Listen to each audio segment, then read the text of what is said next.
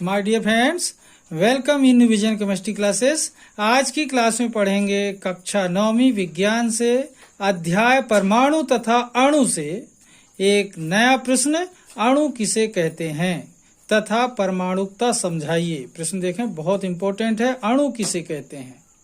जिस तरीके से परमाणु किसे कहते हैं क्वेश्चन होता है, परमाणु क्या है, उसी तरीके से यहाँ पर प्रश्न है, अणु किसे कहते हैं तथा परमाणुकता समझाइए। ओके, तो देखते हैं इस प्रश्न का डिटेल। इसके पहले जिन लोग मेरे चैनल में नए हैं तो चैनल को जरूर सब्सक्राइब कर लीजिए और मेरा सहयोग कीजिए और देखिए इस प्रश्न का डिटेल, अणु किसे कहते हैं तथा परमाणुकता समझाइए। ओके, तो देखिए इस प्रश्न का डिटेल देखते हैं, अणु किसे कहते हैं तथा परमाणुकता समझाइए। तो सबसे पहले देखें अणु के बारे में। किसी पदार्थ का वह छोटा से छोटा कण, किसी पदार्थ का वह छोटा से छोटा कण जो स्वतंत्र अवस्था में रह सकता है। परमाणु क्या होता है? स्वतंत्र अवस्था में नहीं रह सकता। अणु क्या होता है? स्वतंत्र अवस्था में रह सकता है। तो एक बार फिर से देखना, किसी पदार्थ का वह छोटा से छोटा कण जो स्वतंत्र अवस्था में रह सकता है तथा यह परमाणुओं का समूह होता है, अणु कहलाता है।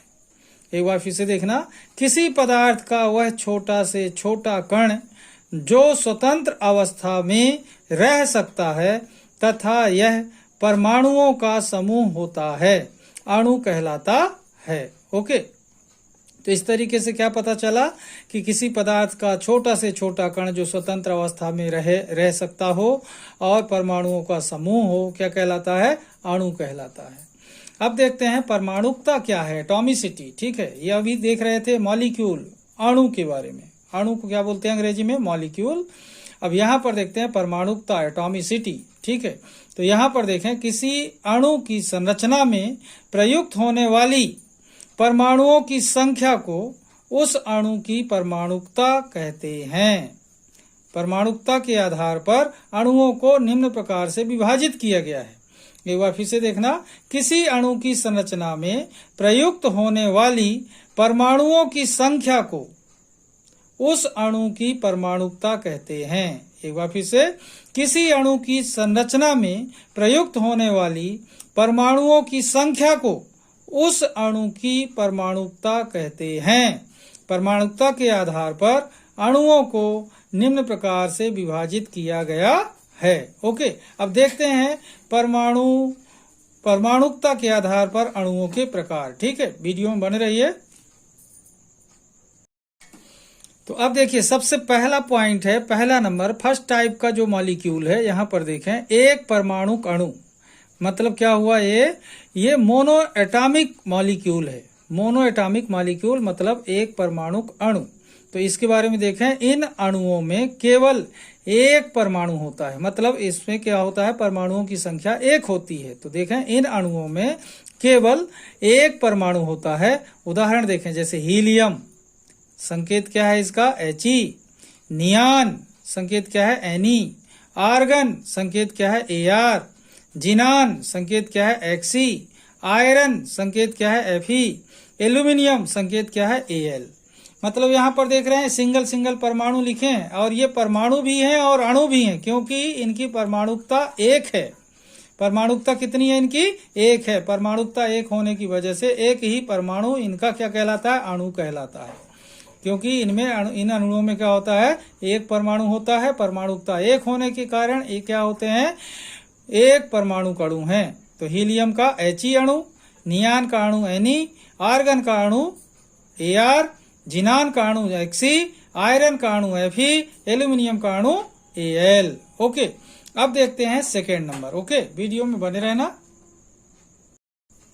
देखिए सेकेंड नंबर है द्विपरमाणु अणु। द्विपरमाणु अणु, यहाँ पर देखें, डाई एटॉमिक मॉलिक्यूल। मतलब ऐसे मॉलिक्यूल जिनमें परमाणुओं की संख्या 2 होगी। तो देखें, इन अणुओं में परमाणुओं की संख्या 2 होती है। इन अणुओं में परमाणुओं की संख्या 2 होती है। डाई एटॉमिक मॉलिक्यूल हैं। ठीक है, तो परमाणुओं की संख्या कितनी होती है? इनमें 2 होती है। ओके, अब उदाहरण देखें इसका। ऑक्सीजन, O2 इसका अणु है। नाइट्रोजन, इसका अणु क्या है? N2। ब्रोमीन, अणु क्या है? Br2। क्लोरीन, इसका अणु क्या है Cl2। आयोडीन, इसका अणु क्या है I2। सोडियम क्लोराइड NaCl, एक परमाणु Na, दूसरा परमाणु Cl। हाइड्रोजन क्लोराइड HCl, पहला परमाणु H और दूसरा Cl। तो कितने हो गए? 2। यहाँ भी कितने हो गए? 2। और यहाँ भी सब कितने कितने हैं? 2। 2 लिखा है मतलब ऑक्सीजन 2, 2 लिखा है मतलब नाइट्रोजन 2, 2 लिखा है मतलब ब्रोमीन 2, 2 लिखा है मतलब Cl 2, 2 लिखा है तो मतलब I2। ठीक है, इस तरीके से देखा ऑक्सीजन का अणु क्या होता है O2, नाइट्रोजन का अणु क्या होता है N2, ब्रोमीन का अणु क्या होता है Br2, क्लोरीन का अणु क्या होता है Cl2, आयोडीन का अणु क्या होता है I2, सोडियम क्लोराइड का अणु क्या होता है NaCl, हाइड्रोजन क्लोराइड का अणु क्या होता है HCl। इस तरीके से क्या पता चलता है कि जिन अणुओं में परमाणुओं की संख्या क्या हो? 2 हो, उन्हें द्विपरमाणु अणु या डाई एटॉमिक मॉलिक्यूल कहते हैं। ध्यान रखेंगे। ठीक है, अब देखते हैं नेक्स्ट पॉइंट, वीडियो में बने रहिए। ओके, देखिए पॉइंट थर्ड है, थर्ड टाइप के जो मॉलिक्यूल होते हैं, यहां पर देखें बहुपरमाणु अणु, ऐसे अणु जिनमें परमाणुओं की संख्या 2 से ज्यादा होती है, उन्हें क्या बोलते हैं? बहुपरमाणु अणु। तो यहाँ पर देखें इन अणुओं में परमाणुओं की संख्या 2 से अधिक होती है। ध्यान रखेंगे, 2 से ज्यादा हो तो बहुपरमाणु अणु कहलाते हैं। तो ऐसे अणु जिनमें परमाणुओं की संख्या क्या होगी? 2 से ज्यादा होगी, बहुपरमाणु अणु कहलाते हैं, मतलब poly atomic molecule. Poly atomic molecule क्या होते हैं? जिनमें परमाणुओं की संख्या, एटम की संख्या क्या होती है? 2 से अधिक होगी। ओके, उदाहरण देखें ओजोन, यहां पर देखें इसका मॉलिक्यूल क्या है? O3। कार्बन डाइऑक्साइड, इसमें क्या है? CO2, कार्बन 1 और 2 बार ऑक्सीजन, मतलब कितने हो गए? 3, मतलब ये त्रिपरमाणु हो गए दोनों। इसके बाद देखें ग्लूकोज, C6H12O6, मतलब कार्बन 6 टाइम है, हाइड्रोजन 12 टाइम है, ऑक्सीजन 6 टाइम है। इस तरीके से इसमें तो बहुत सारे परमाणु हो गए। कितने हो गए? 6 और 6 12, और ये 12 मिलाकर कितने हो गए? 24। तो क्या हुआ? ये बहुपरमाणु अणु, पॉली एटॉमिक मॉलिक्यूल। इसके बाद देखें सुक्रोज, शक्कर जो होती है, C12H22O11, carbon 12 time, hydrogen 22 time और ऑक्सीजन 11 टाइम। इस तरीके से C12H22O11 सुक्रोज है, जो सुक्रोज का ये अणु है। ठीक है, अब देखते हैं फास्फोरस, P4, मतलब 4 टाइम फास्फोरस जब होंगे तब फास्फोरस का एक अणु बनेगा। ठीक है, इसके बाद देखते हैं सल्फर, S8, मतलब सल्फर का जो अणु होता है उसमें सल्फर के परमाणु 8 होते हैं। फास्फोरस का जो अणु होता है उसमें फास्फोरस के परमाणु 4 होते हैं। ओजोन का जो अणु होता है उसमें ऑक्सीजन के परमाणु 3 होते हैं।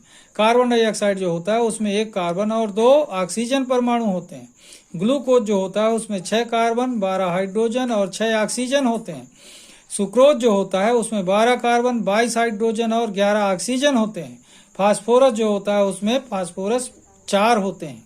सल्फर जो होता है उसमें सल्फर 8 होते हैं। तो इस तरीके से ये जो अणु हैं क्या है? ये पॉली एटॉमिक मॉलिक्यूल हैं, मतलब बहुपरमाणु अणु हैं। ओके, इस तरीके से देखा आपने अणु किसे कहते हैं, अणु की परिभाषा और अणुओं के प्रकार, मतलब परमाणुविकता के बारे में आपने देखा कि कौन से अणु में कितने परमाणु होते हैं। जितने परमाणु होते हैं वही उसकी परमाणुकता है। जैसे यहाँ ओजोन में ऑक्सीजन 3 है, मतलब परमाणुकता कितनी हुई? 3। इस तरीके से जैसे फास्फोरस, फास्फोरस के साथ 4 फास्फोरस होते हैं, मतलब फास्फोरस की परमाणुकता कितनी हुई? 4। सल्फर की परमाणुकता कितनी हुई? 8। ओके, तो इस तरीके से आपने देखा अणु किसे कहते हैं और अणु के प्रकार, परमाणुकता किसे कहते हैं। आप लोग इस वीडियो को देखिए, बहुत आसान है, सरल तरीके से मैंने बताया, आप लोग को समझ आ जाएगा। वीडियो अगर पसंद आए तो वीडियो को लाइक कीजिए, शेयर कीजिए। यदि चैनल में नए हैं तो चैनल को जरूर सब्सक्राइब कर लीजिए और मेरा सहयोग कीजिए। तब तक के लिए धन्यवाद। जय हिंद, जय भारत।